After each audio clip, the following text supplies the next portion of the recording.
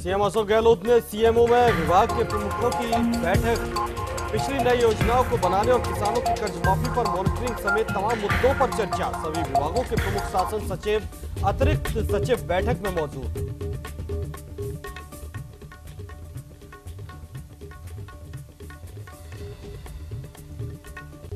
किसानों की कर्ज माफी को लेकर बीजेपी ने साधा कांग्रेस पर निशाना। कहा, किसके साथ सरकार ने किसानों के साथ किया धोखा, पूरी तरह नहीं हुआ ऋण माफ।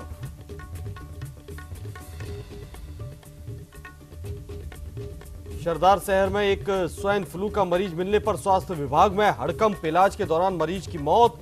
प्रशासन ने कराया आसपास के लोगों का मेडिकल परीक्षण।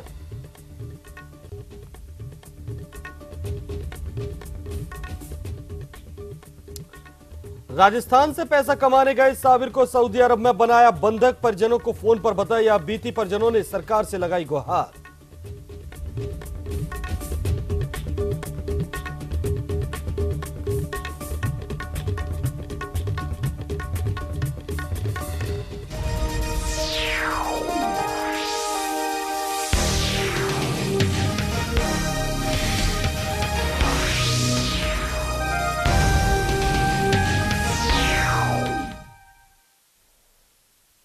नमस्कार, आप देख रहे हैं राजस्थान लाइव और आपके साथ मैं हूं भानु दीक्षित।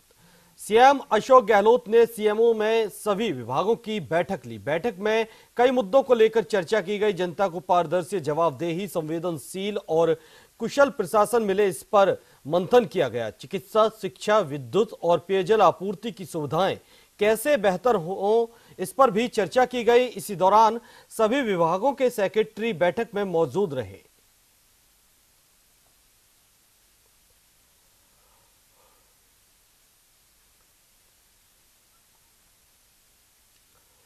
तो बता दें कि सीएम ने सभी विभागों के अधिकारियों की बैठक ली और गुड गवर्नेंस पर इस बैठक में चर्चा की गई। कुशल प्रशासन पर मंथन किया गया।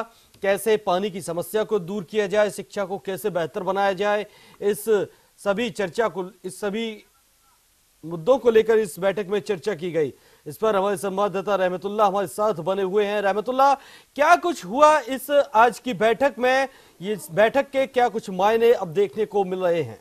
देखिए, अशोक गहलोत ने आज जो है सभी विभागों के प्रमुख शासन सचिव और अतिरिक्त सचिव को जो बैठक ली है, बैठक में तमाम जो मुद्दे हैं प्रदेश के मुद्दों को लेकर के उन पर चर्चा की गई। जनता को पारदर्शी, जवाबदेही, संवेदनशील और कुशल प्रशासन होना चाहिए। इस प्रकार का यानी कि जनता को पारदर्शी प्रशासन मिलना चाहिए, जवाबदेही मिलना चाहिए, हर चीज का जनता को जवाब देना चाहिए, संवेदनशील और कुशल होना चाहिए ताकि किसी भी प्रकार को कोई जनता की परेशानी नहीं हो। साथ ही जन सामान्य सुविधाएं जैसे शिक्षा, चिकित्सा, निर्बाध विद्युत आपूर्ति, पेयजल, स्वच्छता आदि पर जो है इन योजनाओं पर काम करना चाहिए और अधिकारियों को निर्देश दिए है किसी भी प्रकार की कोई कमी नहीं है। जन कल्याण योजनाओं का क्रियान्वयन हो, लाभ हो, आम आदमी तक उसका लाभ पहुंचे। जन अभाव अभियोग निराकरण सरकार की प्राथमिकता है, उसको जो है समय समय पर उनकी जनता की जो है समस्याओं का समाधान करना चाहिए। तो तमाम खाद, यूरिया, विशेष करके मुख्यमंत्री अशोक गहलोत ने आज यूरिया पर है जो ध्यान केंद्रित किया है। प्रदेश में यूरिया की कमी नहीं होने दी जाएगी। उन्होंने अपने बयान में कहा, अपने जो स्टेटमेंट जारी किया उसमें उन्होंने कहा है सबसे भी और खाद, बीज, सिंचाई, विद्युत आपूर्ति की है उसको सुनिश्चित करने का जो है उन्होंने कहा है।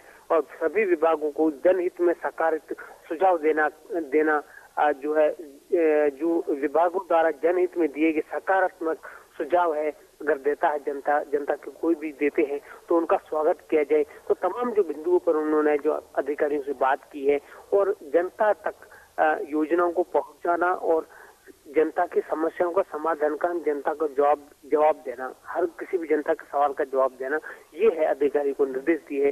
साथ में तमाम जो नई योजना कौन कौन सी ये लागू की जाएगी, पिछले 5 साल में क्या रहा, क्या कुछ नया करना है, इस प्रकार के तमाम जो है बिंदुओं पर है अशोक गहलोत ने तमाम प्रमुख शासन सभी विभागों के शासन जो सचिव है या अतिरिक्त सचिव है उन पर है जो उनसे उनके साथ मीटिंग करके यही इन्हीं मुद्दों पर जो है अशोक गहलोत ने चर्चा की है। जी रहमतुल्लाह, बहुत बहुत शुक्रिया आपका तमाम जानकारी के लिए। तो बता दें, गुड गवर्नेंस को लेकर चर्चा की गई है। इस बैठक में कुशल प्रशासन पर मंथन हुआ है। सभी विभागों के अधिकारियों के साथ सीएम अशोक गहलोत ने बैठक ली।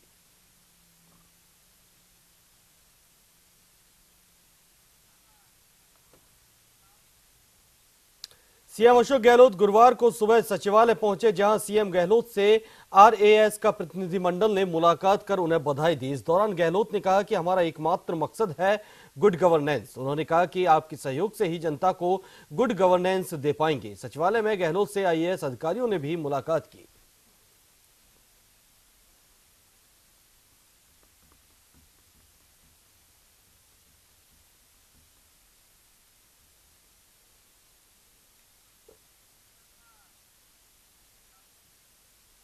जयपुर में बीजेपी ने प्रेस वार्ता कर किसानों के कर्ज माफी मामले पर कांग्रेस को कटघरे में खड़ा कर दिया है। उनके मुताबिक सरकार ने किसानों के साथ धोखा किया है। राठौड़ ने कहा कि किसान पर 99,000 करोड़ से भी ज्यादा का ऋण है। सरकार ने 18,000 करोड़ रुपए का ऋण माफ किया है। बकाया किसानों के ऋण माफी को लेकर सरकार का विजन क्या है? क्या वो किसानों का ऋण नहीं है?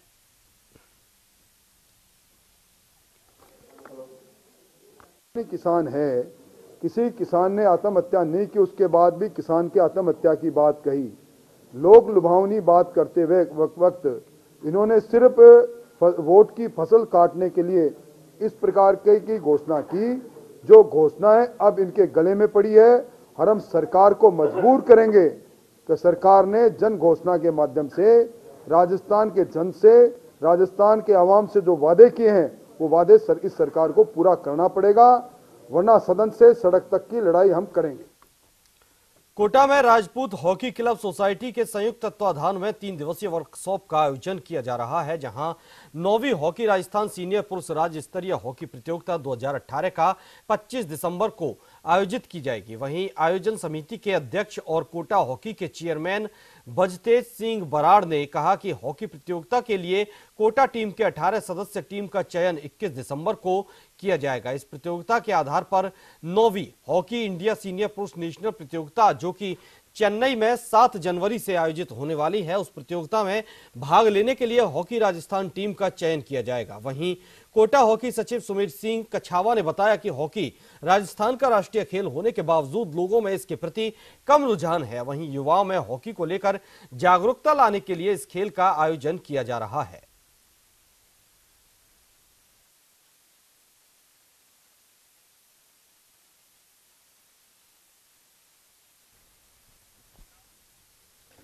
राजस्थान के अजमेर में बीजेपी प्रवक्ता सतीश पूनिया ने बीजेपी पर जमकर हमला बोला। उन्होंने कहा कि किसानों की संपूर्ण कर्ज माफी का वादा करके सरकार में आने वाली कांग्रेस सरकार ने किसानों के साथ छलावा किया है। सतीश पूनिया ने कांग्रेस पर जमकर निशाना साधा और कहा कि अजमेर प्रवास के दौरान मीडिया से बातचीत में उन्होंने यह निशाना कांग्रेस सरकार पर साधा। वहीं सतीश पूनिया ने कहा कि कांग्रेस ने हमेशा की तरह इस बार फिर झूठे वादे करके जनता को गुमराह किया है और सत्ता हासिल की है।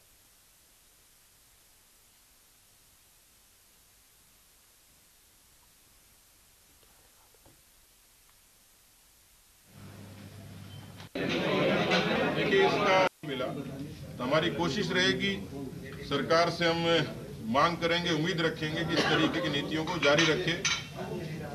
लोक कल्याण की नीतियों में यदि किसी तरीके की अड़चन आती है, ये सरकार अड़चन पैदा करती है, उसको नजरअंदाज करती है, हम सदन में भी और सड़क पर भी सरकार से लड़ेंगे लोगों के हक के लिए।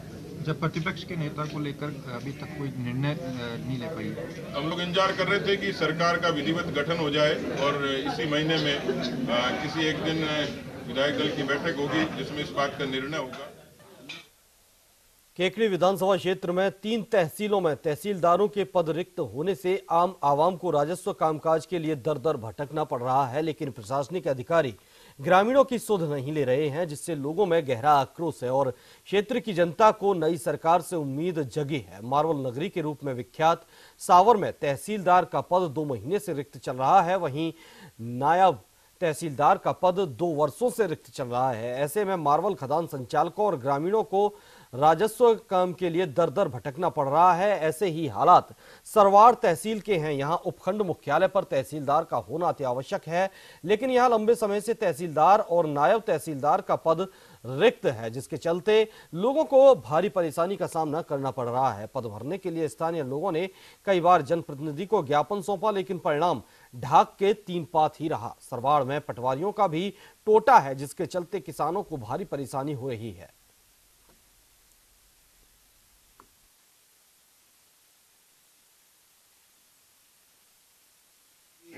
किसानों की सुविधाएं समाधान करने के लिए जगह जगह तहसीलें खोल दी है, लेकिन उन तहसीलों में तहसीलदार के पद रिक्त पड़े हैं, नायब तहसीलदार के पद रिक्त पड़े हैं।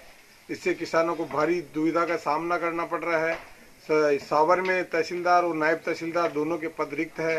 सरवाड़ में नायब तहसीलदार दोनों ही पद रिक्त है। यहाँ तक कि टाटोटी में तहसीलदार नहीं है, तो किसानों को दर दर की ठोकरें खानी पड़ रही है। काम के लिए इधर उधर भटकना पड़ रहा है, जिससे इतनी तहसीलों में पैसा खर्च करना, बिल्डिंगें बनाना सरकार के लिए कोई सुविधापूर्ण कार्य नहीं। टाटोटी गांव के अंदर तहसील भवन बना हुआ है, लेकिन वहां पर तहसीलदार का पद काफ़ी समय से खाली है।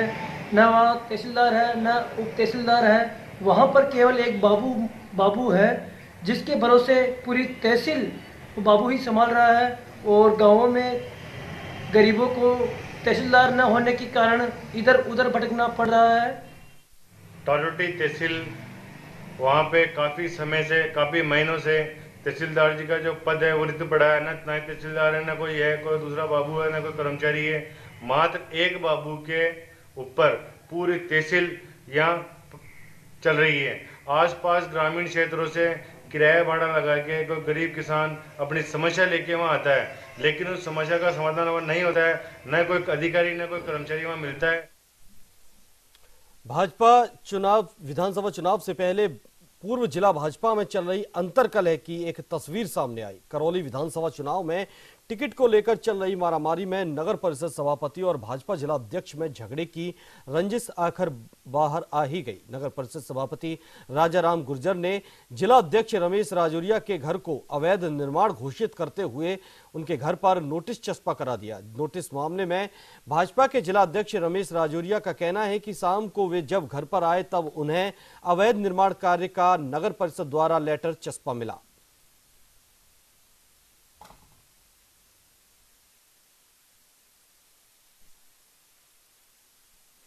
भाजपा का ही सभापति हूं और हमारे भाजपा के ही जिलाध्यक्ष हैं, तो ऐसी राजनीतिक दोस्ता तो है ही नहीं, वो हमारे बड़े भाई हैं। और दूसरी बात कि जो गोविंद देव जी ट्रस्ट है, उसके द्वारा एक शिकायत आई थी कि साहब ये कुछ हमारी जो गोविंद देव जी ट्रस्ट की जो ज़मीन है उसमें कुछ अवैध निर्माण हो रहे हैं, वो मंदिर माफी का ज़मीन है।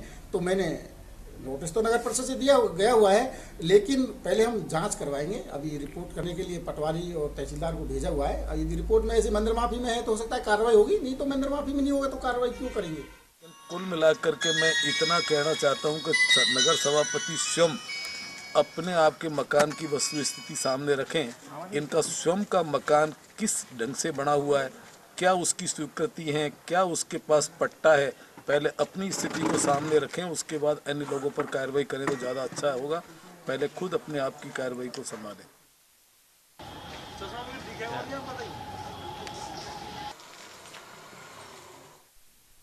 राजस्थान के हनुमानगढ़ जिले के टिब्बी इलाके से गुजर रही इंदिरा गांधी फीडर नहर में 5 दिन पहले गिरे डाकिये ओम प्रकाश की तलाश आज भी जारी है, लेकिन आज तक उसका नहर में कोई सुराग नहीं मिल पाया है। दूसरी ओर डाकिये के बेटे रविदास मेघवाल ने अपने पिता का नहर में शव नहीं मिलने पर अपहरण कर हत्या की आशंका जताई है। वहीं बसपा प्रदेश महासचिव भोला सिंह बाजीगर ने मौके पर पहुंचकर परिजनों से जानकारी ली और जांच अधिकारी से बात कर मामले की निष्पक्ष जांच की मांग उठाकर आरोपितों की गिरफ्तारी की मांग की है।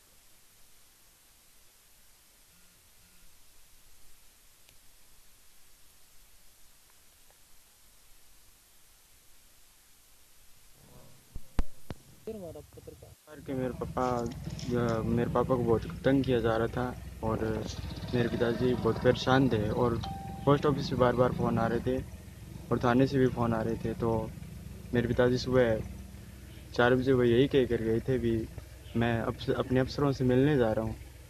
तो उसके बाद मेरे पापा के कोट, जूते व अन्य हेलमेट और मोटरसाइकिल वहाँ पे नहर पे मिले। तो उसके बाद हमें ये आशंका है कि भी अपहरण या कुछ भी हो सकता है, तो हमें न्याय मिलना चाहिए। डूब जाने की खबर हमें 16 तारीख को सुबह ही उनके परिवार द्वारा बताई गई। हम मौके पर पहुंचे, पुलिस को सूचना दी। आज मैंने फिर माननीय डिप्टी साहब से बात की है। उन्होंने कहा हम सही तरीके से जांच कर रहे हैं। हम उम्मीद करते हैं वो सही तरीके से जांच करके सही उस मंजिल तक पहुँचें जो परिवार को न्याय मिल सके। अगर प्रशासन किसी के दबाव में आकर अगर इसमें सही जांच नहीं करता है तो हम राजस्थान के अंदर बहुजन समाज पार्टी के जो हमारे विधायक जीते हैं उनसे बात करके इसको विधानसभा में उठाने की बात करेंगे। रणथंभौर का नाम आते ही जहन में बाघों की अठखेलियों की यादें ताजा हो जाती हैं। यही वजह है कि विश्व मानचित्र पर रणथंभौर बाघों के स्वच्छ विचरण को लेकर खासा चर्चित है। रणथंभौर में पिछले कुछ दशकों में बाघों की संख्या में अच्छा खासा इजाफा हुआ है और रणथंभौर के बाघों की दहाड़ सुनाई देती है। एक रिपोर्ट देखिए।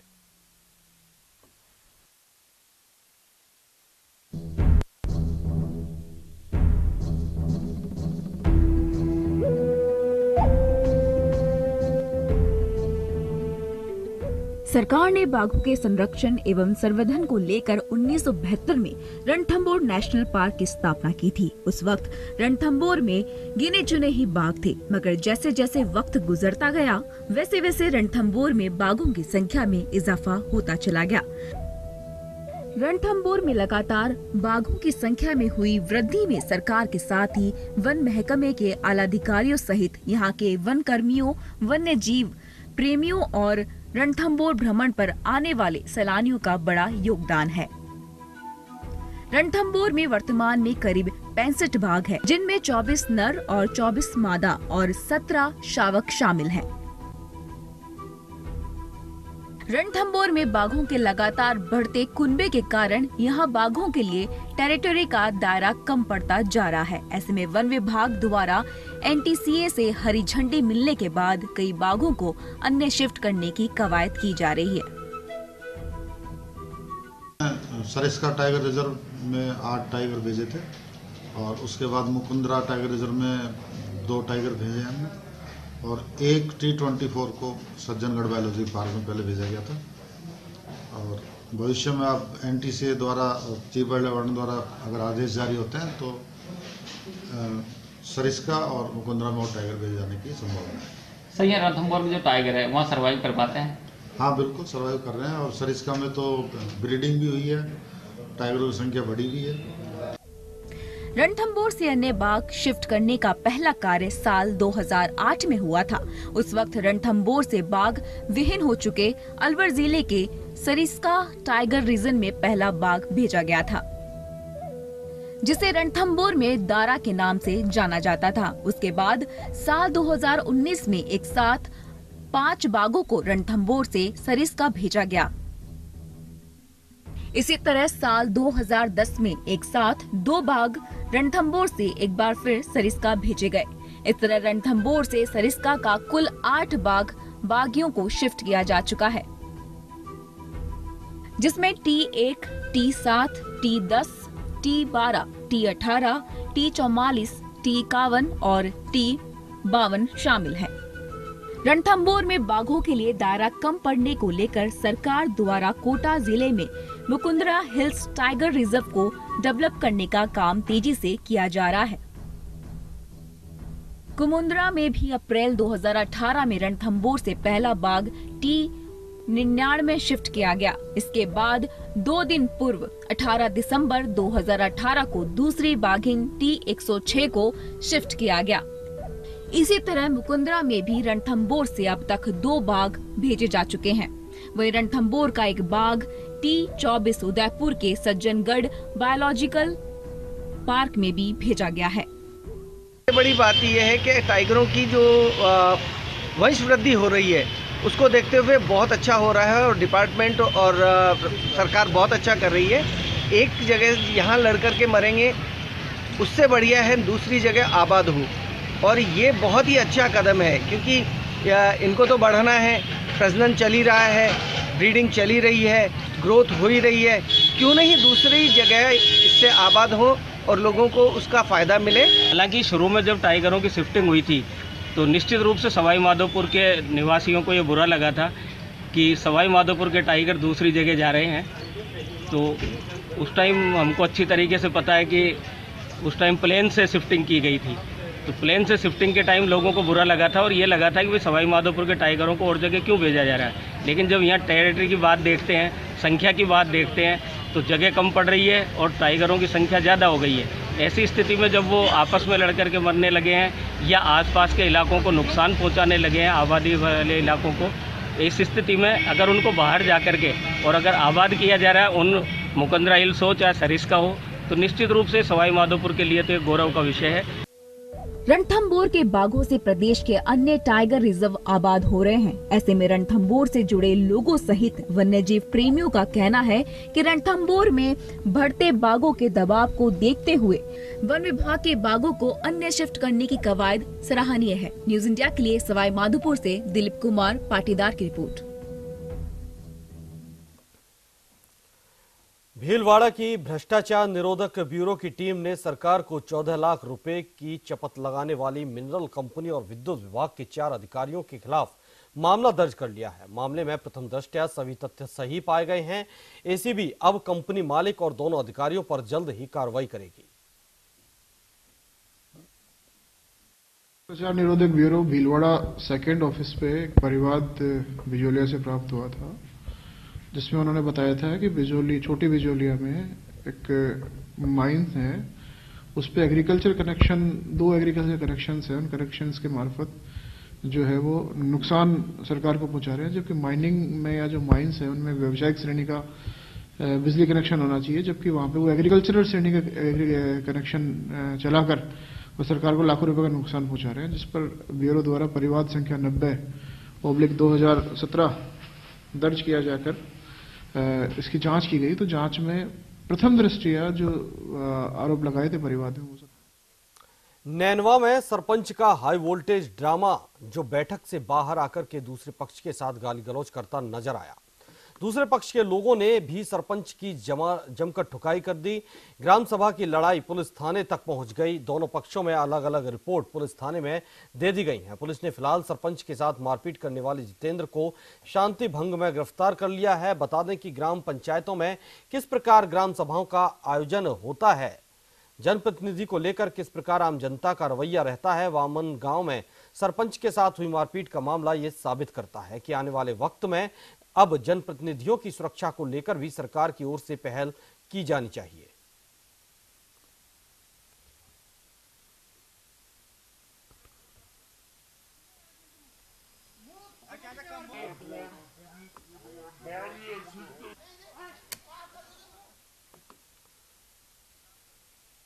पाली के जाडन तालका गांव की गोचर भूमि में घुमक्कर जाति की महिला के शव को दफनाने के बाद उपजा मामला अब सरपंच और प्रशासन के साथ पुलिस की समझाने के बाद शांत हो गया। कई घंटों से चल रहा यह विवाद आखिर शांत होने के बाद मृतक के परिजनों ने राहत की सांस ली। दरअसल मामला यह था कि पाली में अस्थायी रहने वाले घुमक्कर जाति की महिला की बीमारी के कारण मौत हो गई थी।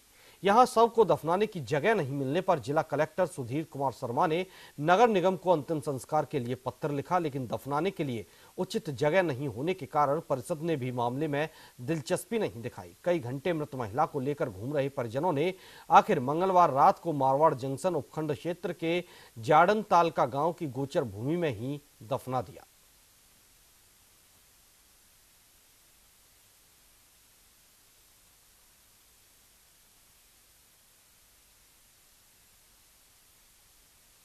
स्वाइन फ्लू का देखिए 17 तारीख को ये पेशेंट है, मोहम्मद इलियास नाम है इनका। हमें 17 तारीख को ज्ञात हुआ कि इन्हें स्वाइन फ्लू पॉजिटिव है। 17 तारीख को ही खंड मुख्य चिकित्सा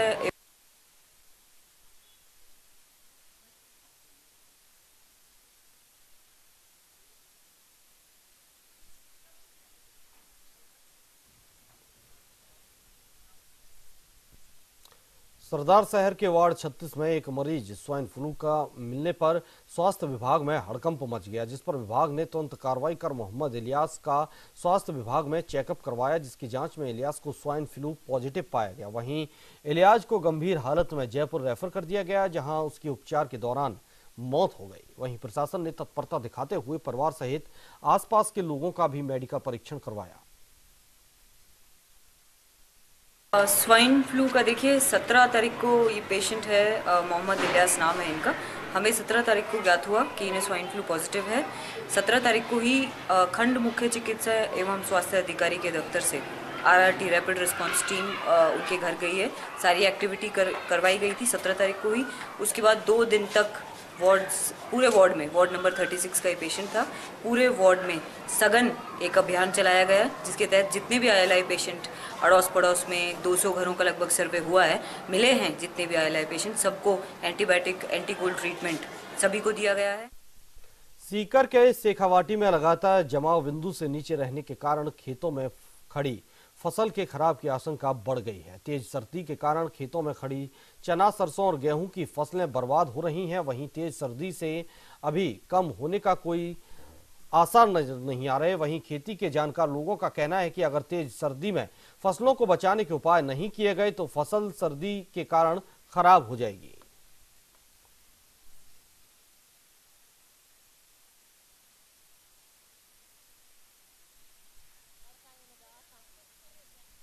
शेखावाटी में जो सर्दी का जो माहौल चल रहा है वो राजस्थान में सबसे मिनिमम टेम्परेचर रिकॉर्ड किया गया है यहाँ पे।